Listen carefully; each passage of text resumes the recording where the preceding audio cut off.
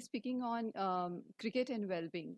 The first question which comes to the mind is well-being, what it is doing in Cricket Congress. Well, I should say half of my work has been done by Dr. Nick because he's already spoken about well-being in cricket. And let's move on. So well-being, it contributes to lifelong health and healthy aging. And a lack of well-being lead to disease or mental disorders. World Health Organization health policy framework, that is Health for All 2020, has put well-being as one of their health goals. The Federation of International Cricket Association, FICA, has recognized the importance of well-being to their cricketers. And 2011 Compendium of Physical Activity listed cricket to be a game of moderate intensity physical activity. So now these days we observe that cricket is being played in different formats, and there is a lot of pressure upon the players, and one has to manage those pressures and go on. And the data also shows that there could be up to 53 injuries per 10,000 athletic exposures. So participation in cricket have both positive and negative impacts on health and well-being. Now, the fundamental importance of well-being when we look into the sports arena, sports domain, is that we are not here only looking into decreasing the mental illness, but we are here also working for the enhancement of the mental health. So that is where a player is going to adjust to both win and loss, because both are the part of everyone's life. So an individual's psychological growth and development is basically affected by satisfaction, happiness, and which is entirely dependent upon your life experiences. And it is truly in context of sport also. Now, in sports psychology research, well-being is treated as an unspecific variable, inconsistently defined, because still I say well-being is in its infancy stage when we look into sports. So that is why it is written inconsistently defined, and it is assessed using a lot of indicators. Indicators like life satisfaction, affect, subjective vitality, psychological needs, self-esteem, psychological distress. Now, these indicators are associated with well-being, but they do not provide a complete and accurate representation of well-being as a construct. So therefore, it is required to also consider the inter-individual factors, their interactions, and how they fluctuate over the time with different situations. And human well-being is one such multidimensional concept. Now, athlete as sport performers, they obviously gain from participation in their sport, physical, mentally, and socially. But engagement in sport can contribute to or may detract from the development of their well-being. So physical well-being is attained, and there is neuromuscular, cardiovascular, respiratory, immunity, metabolism, sleep, all this gain. Mental well-being, obviously enhanced self-esteem, motivation, resilience, and, the psychological skills are gained. And from the social perspective, communication becomes better, relationships, collaboration, sense of belongingness gets better. Now, in contrast to these benefits, sports participation can undermine athletes' well-being. How? Now, physical well-being gets compromised when athletes become ill, injured, overtrained. Mental well-being gets affected because of underperformance, pressures, expectations, burnout. Social well-being is threatened because of unsportive environment, controlling practices, discrimination, harassment, bullying, etc. Now, well-being, it is a state in which individual realizes his or her own capabilities, how to take up the normal stresses of the life, work productively, fruitfully, and to be able to contribute to his or her community. And mental health is not only about the absence of the mental illness, rather it spans a continuum from languishing to flourishing in life. So it is important to incorporate these sports-specific measures in order to study the athletic well-being. Now, these are the various measures, and I'm repeating it, that the research of well-being in sports is still in its infancy stage.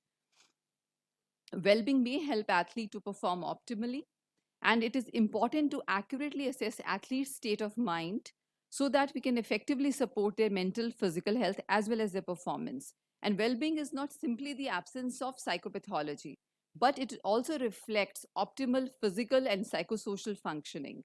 High-level competitive athletes, they undergo a lot of physical and psychosocial stressors.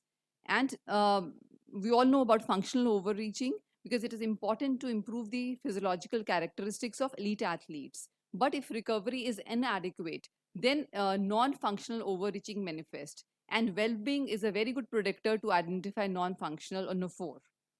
And if you look into the present scenario, there is limited data with respect to the sports population, but I've gone through the various studies, and these studies, as already been told by Professor Craig and Nick, that what has been observed in these studies is that there is reduced perception of well-being as the player progress from pre-season through in-season. And this is further accentuated if the recovery strategies have been neglected or they have not been implemented properly, number one. And second, the other factors which influence this include training load, competition load, pressures for a contract, relationship with the peer, coaches, friends, family.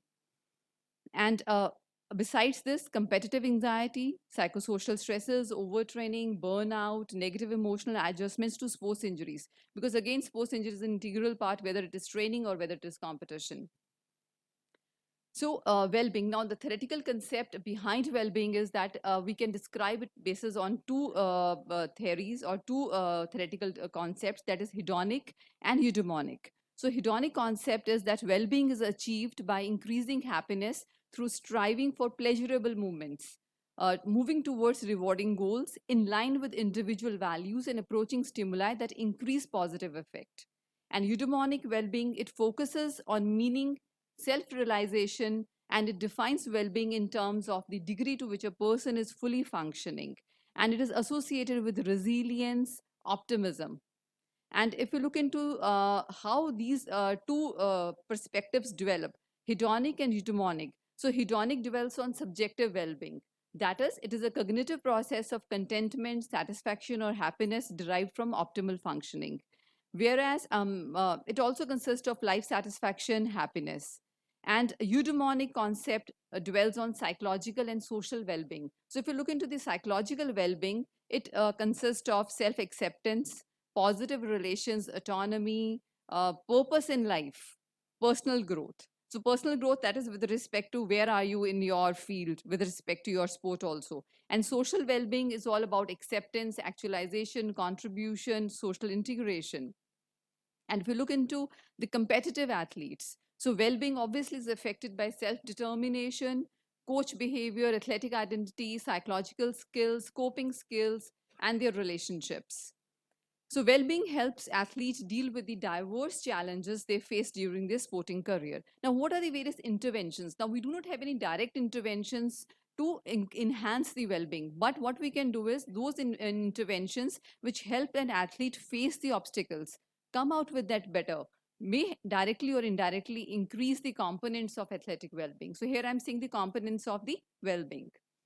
So there are a range of attributes which relate to well-being, that is a positive view, a hopeful view of the future, high perceived ability, high self-esteem, high self-efficacy, adequate life balance, well-developed coping skills to deal with the challenges of the life, as well as good mental and emotional health.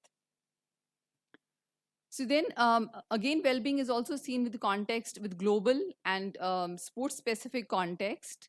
So it is characterized by striving for high standards, high valued goals in competition. And life context, here we refer to, it impacts athletes to make judgments of their well-being that are often exclusively grounded in their sport experience. So assessment of global well-being with more context-specific measures assess well-being related to specific life domains. Elite sport career will most likely involve experiences of both environmental and organizational challenges, stressors, as well as demands. So thus, well-being is very important. And in the end, I would just say that an integrated model is required if we want to enhance the well-being, considering the hedonic, eudaimonic approaches, as well as global and sport-specific descriptions. So thank you.